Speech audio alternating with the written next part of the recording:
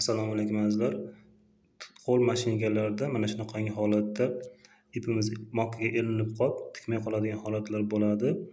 Mana shu holatda qanday qilib tuzatishni hozir ko'ramiz. Bunday holatlar mokkani almashtirgan paytimizda shunaqa bo'lib qoladi. Mana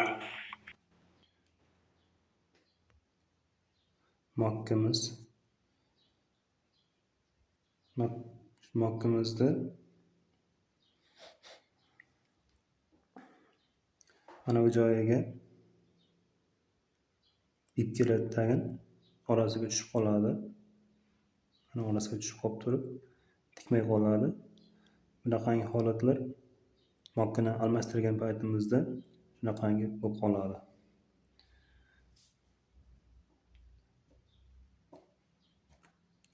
Mana buni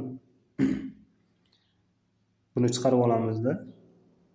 Mana buni chiqarib olib turib, keyin ozgina ichkariga qayiramiz. Ko'p qayirib sindirib qo'ymasligimiz kerak.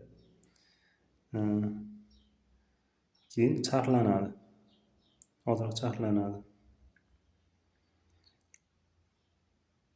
Lekin mana shu joyi, mana joyda yo'q bo'lsa ham tikaveradi. Yo'q bo'lgan holatlarda ham ishlatganmiz. Buni chiqarib olish uchun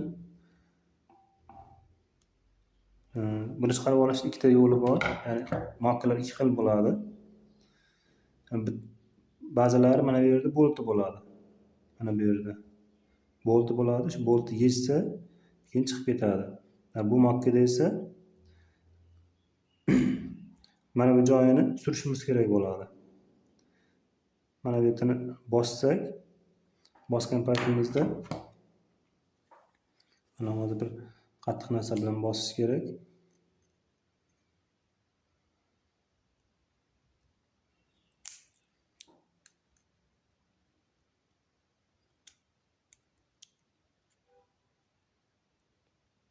Bosgan paytimizda to'g'ri keladi-da, mana shu holatda tepaga chiqib ketadi.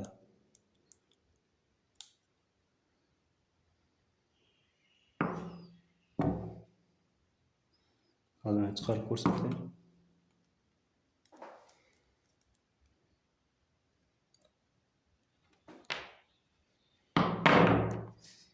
Mana chiqarib oldik. Tomonga qilganimizda ana bunday chiqib ketadi. Keyin buni o'zini ozroq qayirib, mana bu yerda charxlanadi. Mana o'sha temirchamizda charxlangan holati. Xuddi mana shunaqangi holatda charxlab olishimiz kerak bo'ladi.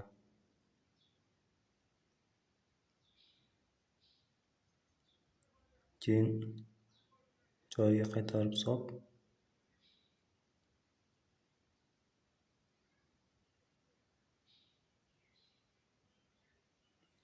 joyiga solamiz keyin.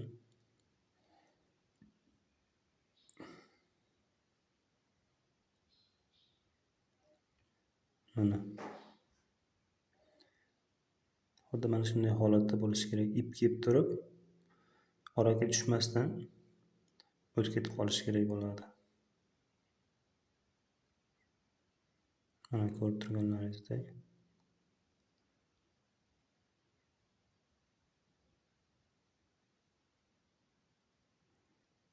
Mana tikishlarimiz ham bir tekis bo'ldi. E'tiborlaringiz uchun rahmat. Salomat bo'ling.